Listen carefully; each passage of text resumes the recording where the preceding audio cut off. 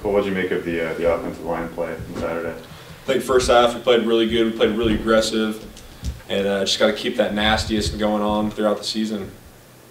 USC is always known for kind of having one of the bigger, faster defensive fronts in college football. How do they look on film so far? Does it kind of match what they look like? They look good. They look like what you expect them to look like. But I think if we go out and play our game, we should do our job up front.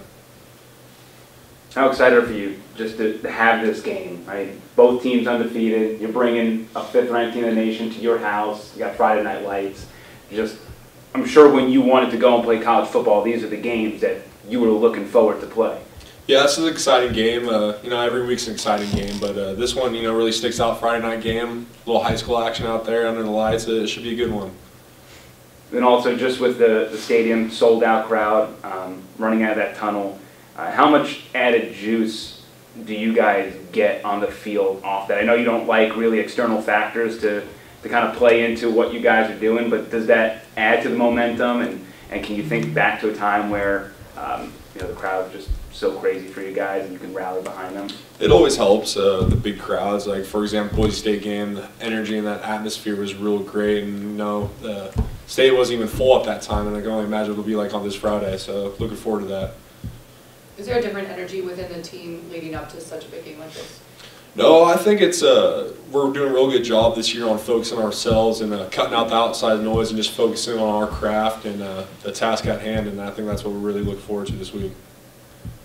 With this being a national TV game, a bunch of exposure, what's it like around the group of guys knowing that a win here can really elevate the program not only this season but in the future as well for bringing in recruits and just exposure? I think we're just focused on winning this game this week. We're not really focused on the future like that right now. We're just focused on beating SC on Friday night in Pullman. So.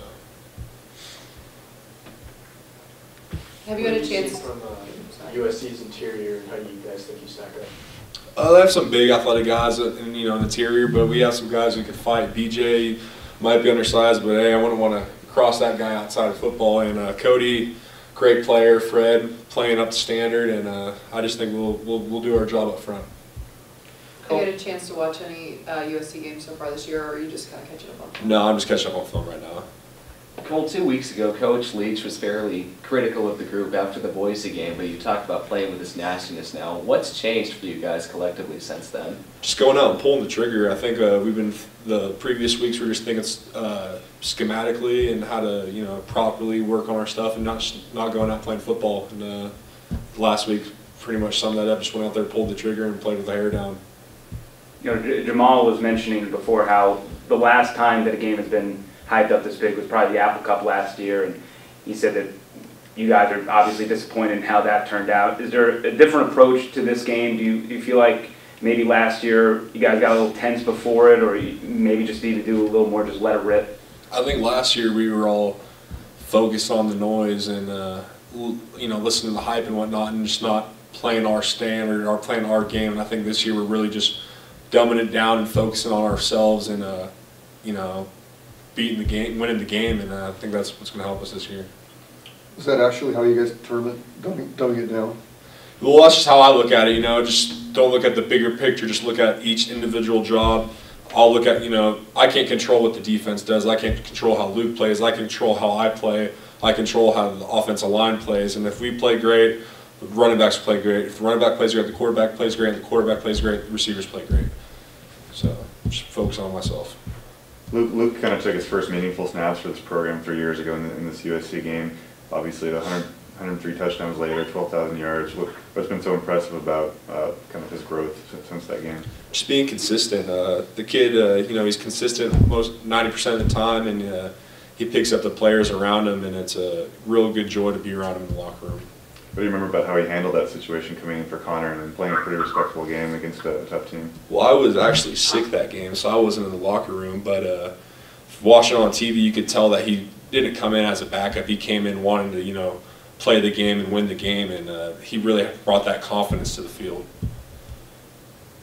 Any questions on the phone line for Cole Madison? Hey Cole, it's Steph. The offensive line, 4 games through, you guys have given up 14 sacks. What do you think you guys need to kind of work on to cut that number down as you go forward through the season?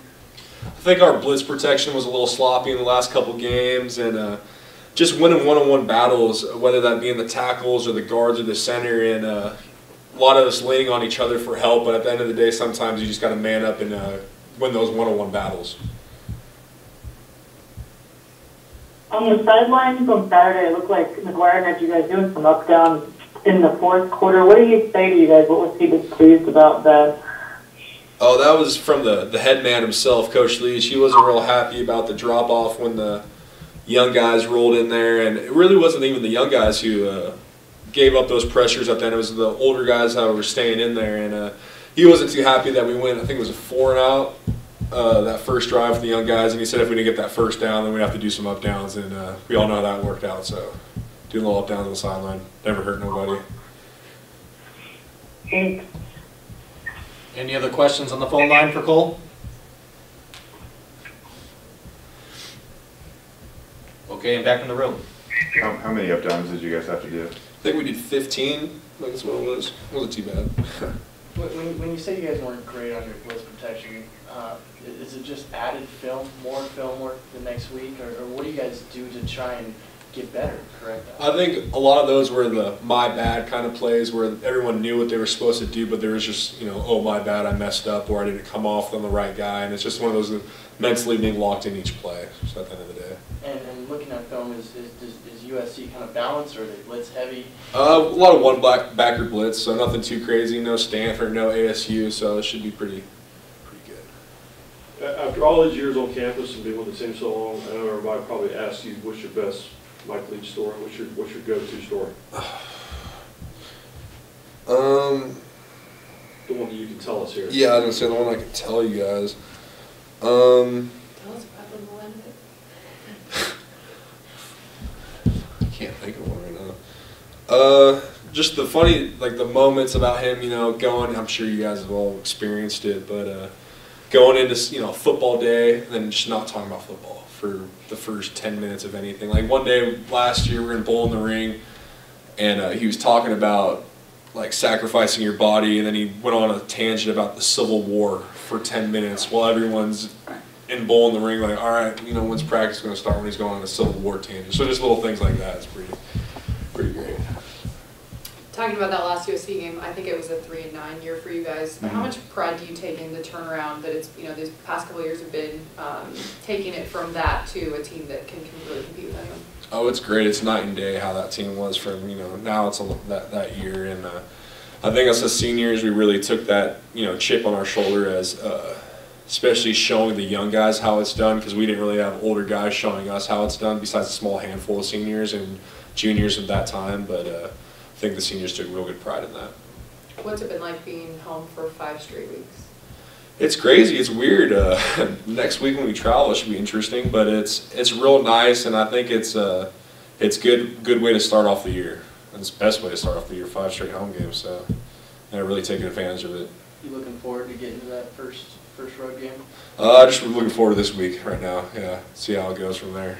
Is it difficult to get yourself familiar again with USC, because you haven't played them in a couple of years? It's a little bit different than what you're used to in the conference play when you're playing Oregon and Oregon State and all these teams every other year. Did you have to take extra time to sort of get yourself familiar with them again? No, I just think each team each week you just got to evolve who you're playing, and just at the end of the day, just show up on Saturday or Friday this week and get ready to play. So that's what we're gonna do.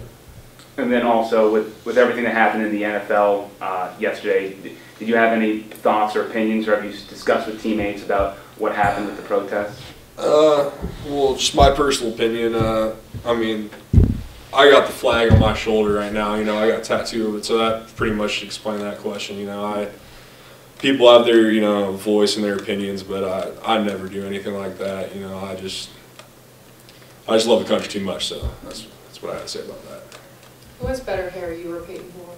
Oh, hands down me. I had it first. He copied me, in my opinion, but yeah. Is Daniel Equale pretty close to you guys? He's getting there. He's getting there.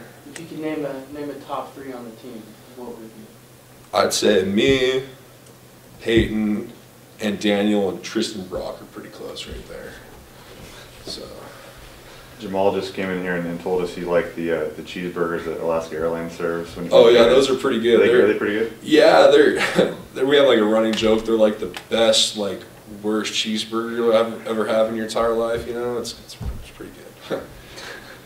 Anything else for Cole? Cole, talking about home games, so a couple years back, there seemed to be some kind of mental block about home games. You guys were having a little kind of a tailspin there. Yeah. Looking back on it, can you kind of diagnose?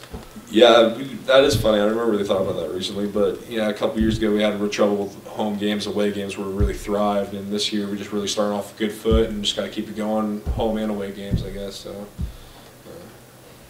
I'm just curious, does Coach Leach use a lot of historical, like off references when he's coaching you guys? Yeah. Just references like all over the board. Like he'll bring up like high school stories of friends and stuff, and just everything is a fair game thing. Does it resonate with you guys? I mean, yeah, it's applicable, I guess.